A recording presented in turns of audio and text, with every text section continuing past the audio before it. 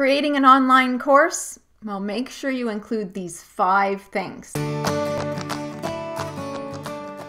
Hi, Cindy Nicholson here from thecoursewhisperer.co, where I help entrepreneurs create online courses that their clients will love.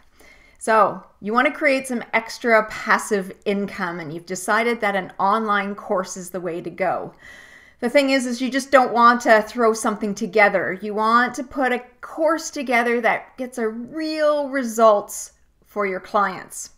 So how do you do this? Well, I recommend including these 5 things in your course to make sure that your clients get the best learning experience possible. So the first thing you want to make sure you include in your course, and I would argue this is probably the most important thing, is to have a clear outcome for your course. Because think of it this way, people aren't buying your course just because they want to learn some more information. They are taking your course and they're forking over that money because they have a real pain point.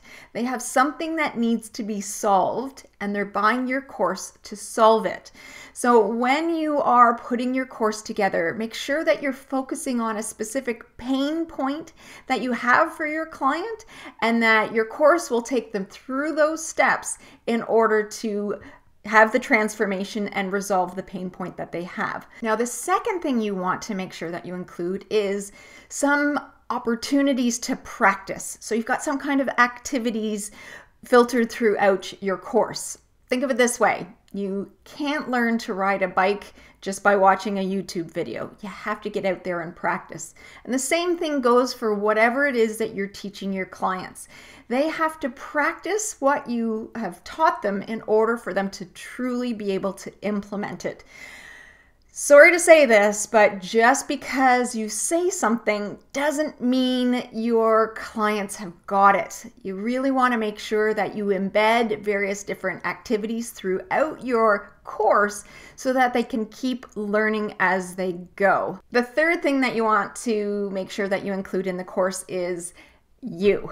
Now, a lot of people are very nervous about getting on video and putting their faces out on their courses, but I recommend that you still strive to make it happen. Because think of it this way. If your clients have bought your course, you've developed some degree of know, like, and trust with them.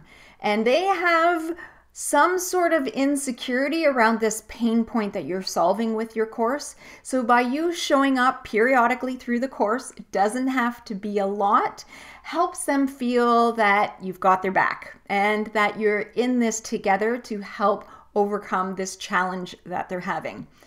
Now, it doesn't, as I said, it doesn't need to be a lot, but maybe at the beginning you have a welcome video and set the upfront positioning for them. And maybe periodically with your different, you can add certain videos where you are touching base with them and asking how things are going and giving them the support and encouragement to keep going. And the fourth thing that you want to make sure that you include in your course is to have a variety of different learning styles.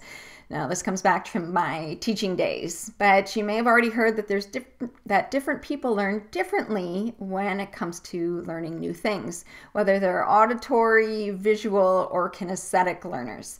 Now, the tendency is for people when they're creating courses is to focus on the one that works best for them, but I recommend that you have a variety so that you address all of the different learning styles of your students.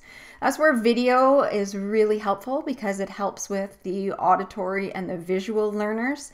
And then if you have some activities built into your course, that helps with the kinesthetic learners. The fifth thing that you want to include is to create some sort of community, whether it's within your course itself or maybe you set up a separate Facebook group, but a way where people can get together as they go through your material. Going through an online course can be very lonely. So if they realize that other people are going through it with you, then that helps them get through the material a lot easier. Not only that, but what you can keep your finger on is questions that come up or struggles that people are having, just to give you a sense as to things you may want to tweak and improve on in the future. So it's win-win really for both of you. So those are 5 things you want to make sure you include in your online course. Number 1, make sure you have a clear outcome. Number 2, make sure you give your clients opportunity to practice what you're teaching them as they go through the course. Number 3, include you. Make sure that they know that you're in this with them and supporting them as they go through it. Number 4, make sure you use different learning styles so that you address all of the different ways people learn. And then number 5, have a community so people feel that they are in this with other people. Now, if you like this video and want to keep receiving tips on how to create courses that your clients will rave about, visit me at my website at thecoursewhisperer.co and download my free guide, Top 5 Mistakes that Entrepreneurs Make When They Create Online Courses. Thanks so much for watching.